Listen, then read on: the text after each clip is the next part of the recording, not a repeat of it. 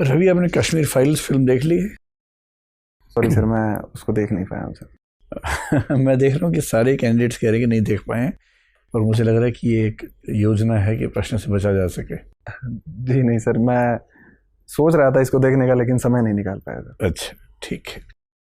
आप असाध्य वीणा आपकी प्रिय कविता है, आगे की लिखी हुई। जी सर। आपने IRTS पहले ज्वाइन किया, फिर आप इंडियन डिफेंस अकाउंट सर्विस में आए। क्या IAS आपके लिए भी असाध्य वीणा है? नहीं सर, मैं मानता हूँ कि ये असाध्य वीणा नहीं है। मैं इसके लिए प्रयास कर रहा हूँ, और एक प्रकार से सर मैंने बहुत डेडिकेटेड होकर इसके लिए प्रयास किए हैं। असाध्य वीणा में जिस प्रकार से आत्मनिवेदन के भाव से वीणा जागृत होती है, तो मैं मानता हूँ कि सर मैंने अपने स्तर पर पूर्णता से प्रयास किया है, और मुझे उम्मीद है कि सर मैं सफल हो जाऊँगा। तो जैसे बहुत लोग असाध्य वीणा को साधने में लगे हुए थे, पर प्रियमवत कुछ वजहों से साध पाया। IAS बनने के लिए बहुत लोग लगे हुए हैं। आपने ऐसा अलग से क्या किया कि आप इसके प्रियमवत मान लिए जाएं? सर मेरे में उस चीज़ को लेकर डेस्परेशन नहीं है कि मैं अगर IAS नहीं बनूंगा तो मैं ज़िंदगी में कुछ नहीं कर पाऊंगा या ऐसा कुछ। सर मैंने ये माना है कि ये मेरा अंतिम प्रयास है, इसमें अगर मैं सफल होता हूँ तो मैं IAS में जाऊंगा, अदरवाइज सर मैं इसी सर्विस में आगे के लिए अच्छा सोचूंगा सर। अच्छा, बहुत बढ़िया। ये बताएं कि ऐसा कहा जाता है कि हिंदी माध्यम का रिजल्ट जो UPSC में खराब होता है सिविल सेवाओं में, उसके पीछे बहुत सारे कारण हैं। ये भी कहा जाता है कि उसके पीछे UPSC भी एक कारण है, क्योंकि UPSC एक इनसेंसिटिव तरीके से इस विषय को देखता है। आप हिंदी माध्यम के बड़े ब्राइट कैंडिडेट हमें लग रहे हैं। मैं आपकी राय जानना चाह रहा हूँ कि ऐसा क्या कारण है कि हिंदी माध्यम की परफॉर्मेंस का लेवल सिविल सर्विसेज में वैसा नहीं है जैसे पहले था एक ज़माने में, और क्या उपाय इसके किए जाने चाहिए सरकार को, UPSC को, या किसी भी मंच को, जिससे ये रिप्रेजेंटेशन ठीक हो सके?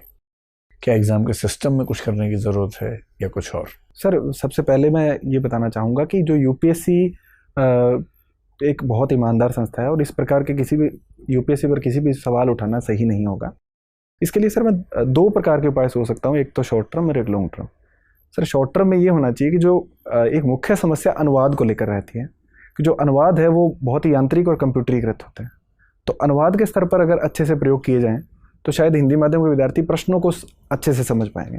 जैसा कि सर प्लेटो ने कहा है कि प्रश्न को समझ लेना ही आधा उत्तर है। और सर इसके अलावा सर लॉन्ग टर्म पर्सपेक्टिव में मैं बात करूं तो सर इसमें जो एजुकेशन सिस्टम है उसमें सर भारतीय भाषाओं को हमें अधिक सम्मिलित करना होगा। जैसा कि अभी इंजीनियरिंग और मेडिकल कॉलेज में हम मेडिकल स्तर पर हम लोग भारतीय भाषाओं को शामिल कर रहे हैं, तो उनके स्तर पर प्रोत्साहन देने की अधिक आवश्यकता है। सर जो तकनीक का विकास है वो असमानताओं को कम करता है या बढ़ाता है? मुझे दो एग्जाम्पल देकर समझाइए, कुछ ऐसे संदर्भ जहाँ तकनीक के विकास ने असमानताओं को या विषमताओं को बढ़ाया हो, और दूसरा जहाँ तकनीक के विकास ने विषमताओं को कम किया हो। सर एक उदाहरण से मैं दोनों समझाने का प्रयास करूँगा। ठीक है। सर मोबाइल फ़ोन है, तो उसने एक प्रकार से जो हमारा सूचना का अधिकार है उसके स्तर पर सारों को समान प्लेटफॉर्म पर रखा है कि एक गरीब से गरीब व्यक्ति भी इंटरनेट के माध्यम से सूचना ग्रहण कर सकता है।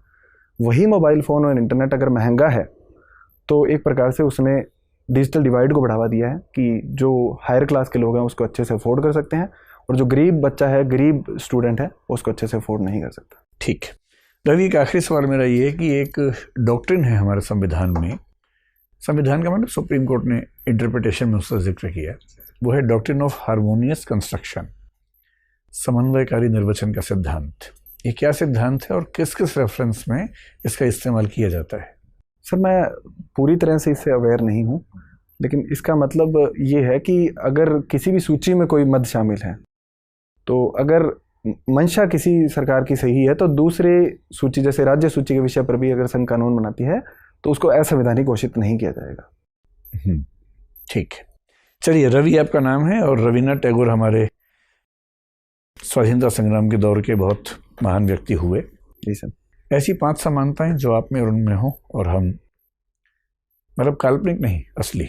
सर रविंद्रनाथ टैगोर जी से खुद की तुलना करने के लिए सर अभी मैं खुद को इतना सक्षम नहीं मानता हूँ, लेकिन जिन जिन दिशाओं में आप उनके जैसा होने की ओर अग्रसर हो, उन दिशाओं को भी आप तुलना का बिंदु मान सकते हैं।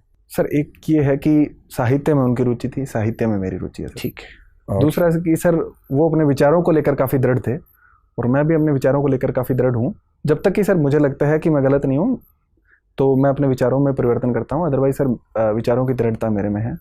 तीसरा कि सर उनके अंदर लीडरशिप क्वालिटी थी।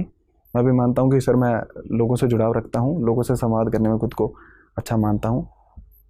ऐसे कौन से मुद्दे थे जहां महात्मा गांधी और टैगोर के बीच में असहमतियां थी? सर एक तो मशीनी विकास को लेकर उनमें दोनों में सहमति थी।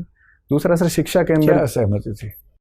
महात्मा गांधी मानते थे कि सर जो हाथ से हस्तशिल्प के कार्य हैं वो उनको अधिक तरजीह दी जानी चाहिए, और रविंद्रनाथ टैगोर जी जो विज्ञान है और मशीनों के प्रयोग को लेकर अधिक मानते थे कि उनका प्रयोग किया जाना चाहिए। दूसरा सर शिक्षा के स्तर पर महात्मा गांधी भारतीय जो विद्याएं हैं उन पर अधिक भरोसा करते थे, और रविंद्रनाथ टैगोर जी ने अंग्रेजी शिक्षा और विज्ञान की शिक्षा को भी अधिक महत्व दिया था। ठीक है रवि, आपसे बात करके बहुत अच्छा लगा। अब आप जा सकते हैं।